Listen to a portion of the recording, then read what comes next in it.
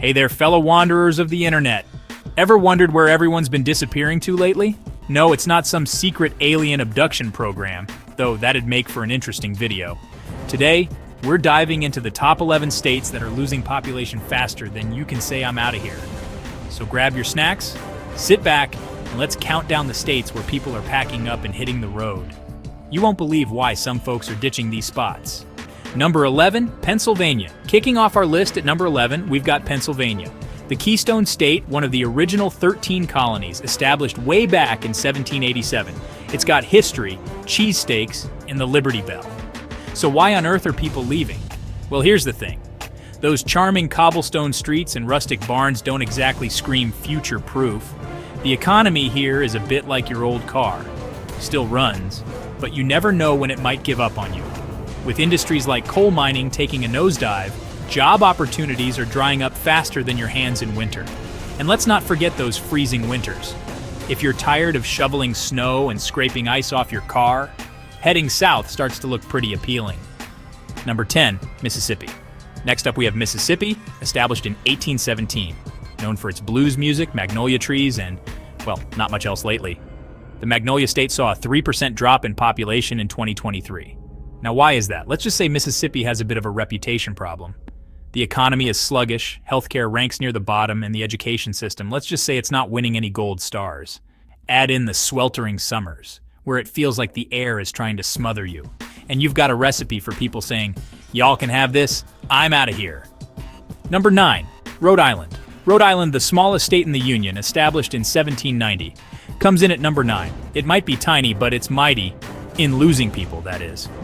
With a 3% population drop, folks here are trading the ocean state's scenic coastlines for something a bit more, well, affordable. The cost of living here is sky high, and unless you're working in tech or healthcare, good luck finding a job that pays the bills. Plus, those frigid New England winters can make even the most die-hard Rhode Islander dream of sunny beaches elsewhere. It seems that seize the day or bust isn't just a motivational poster slogan. Rhode Islanders are really living by it too. Number 8, Oregon. Sliding into the number 8 spot, we've got Oregon, established in 1859. Now Oregon's got it all: mountains, forests, beaches, and a city that's weird on purpose. Looking at you, Portland. So why the 4% exodus? Well, when you've got housing prices rivaling San Francisco and a cost of living that makes your wallet cry, it's no wonder folks are heading for the hills. Literally. Add in the constant drizzle, wildfires every summer, and let's not forget the earthquakes that keep you on your toes. And suddenly, the Pacific Northwest isn't as appealing as it used to be. People are trading in their hiking boots for moving boxes, and honestly, who can blame them? Number 7, Hawaii. At number 7, we've got Hawaii, the last state to join the Union, established in 1959. Now, who in their right mind would want to leave paradise? Apparently, quite a few people. With a 4% population drop, the Aloha State is waving goodbye to residents at an alarming rate. The reasons? Well, living in paradise comes with a price tag, and it's a big one. The cost of living here is astronomical. Think $7 for a gallon of milk. And unless you've got a sweet gig in tourism, or a sugar daddy, or mommy, making ends meet is tough. Plus, being thousands of miles away from the mainland means everything costs more, from groceries to gas. It's no wonder folks are trading in their lays for life on the mainland, where at least they won't go broke buying groceries. Number 6, West Virginia. Coming in at number 6 is West Virginia, established in 1863 during the Civil War. The mountain state lost 5% of its population in 2023, and honestly, who's surprised? With an economy that's limping worse than a pirate with 2 wooden legs, opportunities here are about as plentiful as ice cubes in the Sahara. The coal industry's been on life support for years, and with it, a lot of jobs have vanished. The beautiful Appalachian Mountains can only do so much to keep people around when there's no work, no healthcare, and no future in sight. And don't even get me started on the opioid crisis. West Virginia's been hit hard, and it's driving people to seek better lives elsewhere. Sorry, West Virginia, but it looks like folks are just country roading their way out of there. Number 5, Alaska. At number 5, we've got Alaska, the last frontier, also established in 1959. Alaska's known for its breathtaking landscapes, endless wilderness, and let's face it, some pretty crazy weather. But with an 8% population drop, it seems the cold isn't the only thing driving people away. The cost of living here is sky high thanks to its remote location. Everything has to be shipped in, and that means money. Plus, if you're not into fishing, oil, or freezing your butt off, job opportunities are slim. The long, dark winters can really get to you too. Seasonal depression is no joke when the sun's setting at 3 p.m. So, while the northern lights might be spectacular, it seems a lot of Alaskans are looking for something a little less, well, remote. Number 4, Illinois. Landing at number 4, Illinois, established in 1818. The land of Lincoln lost 7% of its population in 2023, and the reasons are about as clear as Chicago's skies on a winter day, meaning not very. The state's got some serious issues: sky-high taxes, a government that can't seem to balance a budget, and let's not forget the crime rates that make headlines for all the wrong reasons. Chicago might be the windy city, but it seems the winds are blowing people right out of the state. And outside of Chicago, it's not much better.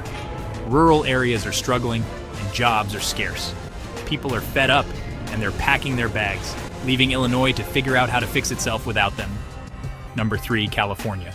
And here we are at number 3, California, the Golden State, established in 1850. It's lost 3% of its population in 2023, which might not sound like much. But when you're talking about a state with nearly 40 million people, that's a lot of folks saying adios, Cali. So what's driving the exodus? Well, where do we start? Sky-high housing costs, wildfires, droughts, and a cost of living that's out of this world. Let's not forget the traffic. You could age a decade sitting on the 405. And while the beaches and sunshine are great, they're not enough to keep people from seeking a more affordable, less chaotic life elsewhere. It seems the California dream is turning into more of a nightmare for many, and they're choosing to wake up somewhere else. Number 2, New York. Runner-up on our list is New York, the Empire State, established in 1788. New York lost 8% of its population in 2023, and it's not hard to see why. The Big Apple might be a global icon, but it's also one of the most expensive places to live. Rent, food, taxes, you name it, it's pricey. And outside of NYC, the rest of the state isn't exactly thriving either. Upstate New York has seen better days, with jobs disappearing faster than you can say economic downturn. Add in the harsh winters and high cost of living, and you've got a recipe for an exodus. It seems New Yorkers are tired of paying through the nose just to survive, and they're heading for greener pastures. Number 1, Louisiana. And finally, taking the top spot on our countdown is Louisiana, established in 1812. The Pelican State lost a whopping 9% of its population in 2023. And honestly, it's not hard to see why. Between hurricanes, floods, and a struggling economy, Louisiana's had a rough go of it. The cost of living might be lower than in some other states, but so is the quality of life. The job market is shaky. And let's not forget the humidity that makes you feel like you're swimming through the air.